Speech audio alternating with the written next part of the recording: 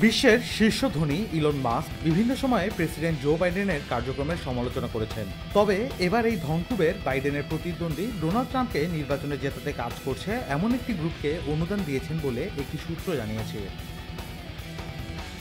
ব্লুমবার্গের বরাত দিয়ে সংবাদ মাধ্যম রয়টার্স জানিয়েছে, কত টাকা অনুদান দেওয়া হয়েছে সে ব্যাপারে স্পষ্ট করে কিছুই জানানো হয়নি। তবে আমেরিকা পিএসি নামের ওই গ্রুপটিকে একটি বড় অঙ্কের অর্থ দেওয়া হয়েছে বলে জানা গেছে।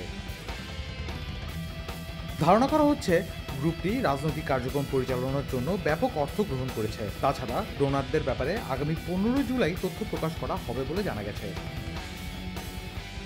চলতি বছরের মার্চে ডোনাল্ড ট্রাম্প ইলন মাস্ক সহ বেশ কয়েকজন বড় বড় ডোনারদের সঙ্গে দেখা করেন। জানা গেছে আগামী সপ্তাহে রিপাবলিকান পার্টির প্রার্থী হিসেবে আনুষ্ঠানিকভাবে মনোনয়ন পেতে পারেন ট্রাম্প। 5 নভেম্বর যুক্তরাষ্ট্রের প্রেসিডেন্ট নির্বাচন অনুষ্ঠিত হওয়ার কথা আছে।